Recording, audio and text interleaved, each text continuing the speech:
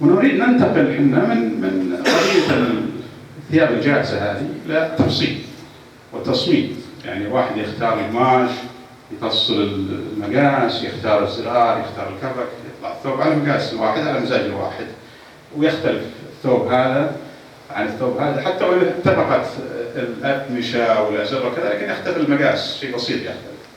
على عكس الثياب الجاهزة اللي لو كان مقاس الإنسان ما بين اللارج والإكس لارج ما يعرف.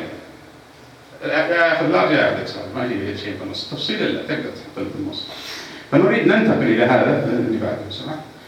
وهذا الانتقال شخصنة العلاج يعني بعثت كثير من الأمل والتفاؤل سواء لدى المرضى أو المتخصصين أو صناع القرار، لأنه بالإمكان الآن أنه يفصل، خلينا نقول تفصيل كاستعارة، هذا العلاج لكل مريض باختلاف أنواع السرطان من مريض إلى آخر، وبذلك يتجنب إضاعة كثير من الوقت بتجربة ما أشياء يمكن لا يكون فيها فائدة، أو أشياء قد تضر ولا تنفع.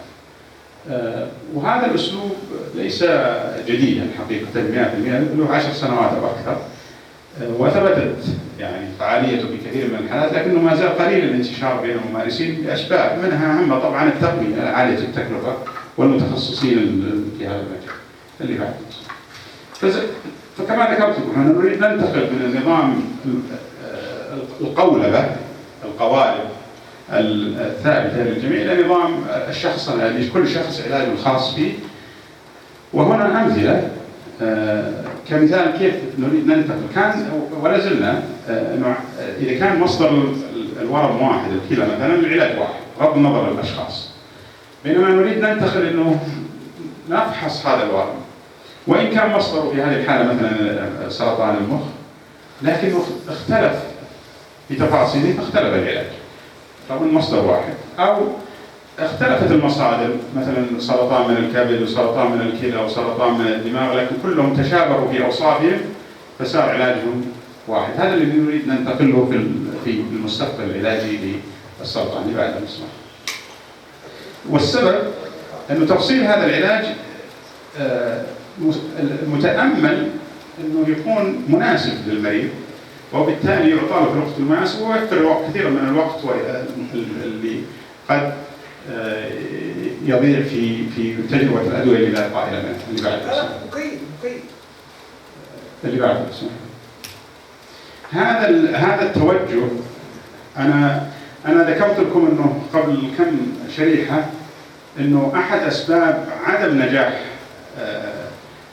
وصول الأدوية السرطان إلى المرضى هو القولبة، القالب اللي تستخدم الآن خلال 4 سنوات الماضية، فقط 4 سنوات من 2010 إلى 2014.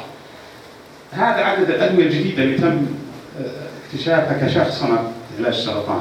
ففي ثورة عدد كبير من الأدوية الجديدة اللي فعالة جدا لعدد لا بأس به من أنواع السرطان المختلفة خلال 4 سنوات باستخدام الأسلوب هذا اللي ذكرته اللي بعد. كيف يتم هذا الأسلوب؟ طبعا هذا الحقيقة الشريحة هذه ليست مخصصة لغير المختصين، هي تبدو معقدة، لكن الفكرة بسيطة. أن عينة السرطان تؤخذ وتقسم إلى أقسام. قسم يحلل فيه الجينات التركيبة الجينية للورم، بحيث يعرف ما الاحتلالات الجينية الناتجة عن هذا في السرطان في كل شخص. وقسم يزرع في الحيوانات، ثم المعلومات اللي تطلع عن هذه التحاليل بدل ما يجرب في الإنسان يجرب في الحيوان وبناء على هذه النتائج اللي في الحيوانات والتحاليل الجينية يقرر للمريض ما هو العلاج المناسب له، اللي يناسب هذا الشخص، اللي قد يختلف من شخص إلى شخص. هذا أحد الطرق. الطرق الثانية طبعا الشخصنة من حيث الجهاز المناعي. يؤخذ خلايا مناعية من الإنسان وتدرس كيف تهاجم الأورام السرطانية اللي في نفس ذات الإنسان خارج في المختبر، ثم بعد ما تدرس في المختبر كيف تهاجم الأورام السرطانية اللي في المريض، يعاد ضخها مرة أخرى في المريض فتهاجم الأورام السرطانية وتقضي عليها. هذا بشكل مبسط، إما عن طريق الخلايا أو عن طريق البروتينات. هذا التعليم خارج الجسم، تعلم هذه الخلايا المناعية كيف تتخلص من الأورام السرطانية والخلايا السرطانية الخاصة بذلك المريض، لأنه مأخوذة من نفس المريض. وهذا أثار ضجة كبيرة جدا منذ سنتين، لأنه فيما يسمى ببيضات الدم لدى الأطفال أكيد البلاسيك من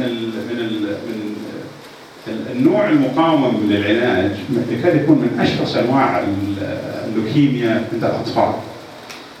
وقبل سنتين نشرت دراسة كيف أنه استطاعوا باستخدام شخصنة العلاج المناعي، كيف استطاعوا يقضون على حالات تشفى تماما كانت ميؤوس منها، كان لا يوجد لها علاج، لا يرجى برأة، وتم شفائها باستخدام هذا الأسلوب، وهو قضية أنه تدريب الجهاز المناعي الخاص بالمريض كيف يتخلص من الخلايا السرطانية الخاصة بذلك المريض اللي بعد الاسم.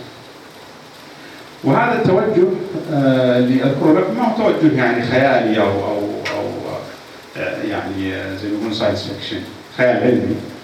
هذا مطبق. هذه شريحة من مستشفى MD أندرسون في هيوستن في الولايات المتحدة الأمريكية. تؤخذ العين أو تحلل، ثم يستخرج منها مؤشرات التشخيص، نوع الورم إلى آخره، أو مؤشرات الاستجابة للعلاج، أو مؤشرات احتمالية الضرر من العلاج، لأن هذا أيضا وارد الآن. وعلى ضوء هذا يحدد من سيتلقى العلاج. أصلا بعض المرضى ما يحتاجون العلاج، لأنه أصلا يكون عنده نوع السرطان من النوع المزمن اللي لا يتفاقم بسرعة، ما يحتاج تدخل.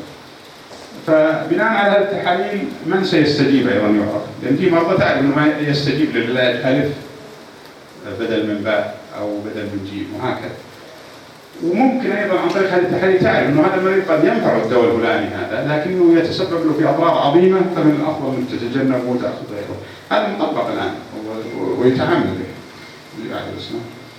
وهذه دراسة نشرت حديثا في نهاية السنة الماضية 2015 في من أشهر المجلات العلمية نيو جورنال ميديسن. هذا من المؤشرات اللي تستخدم في علاج أورام الثدي لدى النساء. فأصبحنا الآن كممارسين عندنا القدرة أن نستخدم بعض الفحوصات اللي تقول يا جماعة الخير المرأة هذه مصابة بسرطان الثدي يمكن ما في داعي تعطيها علاج كيماوي نهائيا، بدل ما تأخذ علاج كيماوي ويسقط الشعر وتعاني إلى آخره. هذا التحليل يقول لك هذه المرأة ما تحتاج أو تحتاج كذا، وبناء عليه عدد لا بأس به من النساء تجنب أخذ الأدوية المضرة في وجود هذه المؤشرات اللي بعد الوزن. هذا مثال آخر أيضا على قضية سرطان القولون. كنا نعالج كل سرطان القولون بطريقة واحدة، الآن أصبح عدة طرق بناء على بعض المؤشرات اللي موجودة في الورم الخاص بالمريض. فالمريض هذا اللي تحت الأسود علاجه يختلف عن المريض اللي فوق أبو 47 واللي أبو 3 يختلف عن 2 وهكذا. هذا القولون اللي بعده اسمه الرئة أيضا. فإحنا نتكلم عن مستقبل أصبح بدأ يأتي الآن. هذا المستقبل وهذا التوجه هو اللي متوجه له علاج السرطان، وهو أنه ما يكفيني أن يقال هذا المريض عنده سرطان القولون أو عنده سرطان الرئة أو هذه المريضة عندها سرطان الثدي. لا يكفي هذا، لابد من معرفة تفاصيل أكثر. كما قلنا لابد يعني من تفصيل الخطة العلاجية لكل مريض أو مريضة حسب تفاصيل الناتجة عن التحاليل المسوية اللي بعد. هذا الرأس والعنق نفس الشيء، يعني التوجه العالمي هذا قفز بنسبة السيطرة على أورام سرطان الرأس والعنق من ما يقرب 27% في عام 1985 إلى الآن فوق 83% في عام 2012. هذا التوجه العالمي هو كان أحد الأسباب اللي جعلت رئيس الولايات المتحدة الأمريكية أوباما قبل كم شهر أطلق ما يسمى ب personalized medicine أو الطب الشخصي، شخصنة الطب، ومبلغ مهول جدا، ميزانية كبيرة، لأنه هذا هو التوجه العالمي.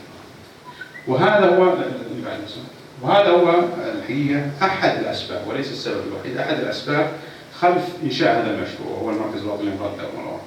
وهو مشروع له أبعاد طبعا أخرى غير هذه مسألة التوجه العالمي هذا.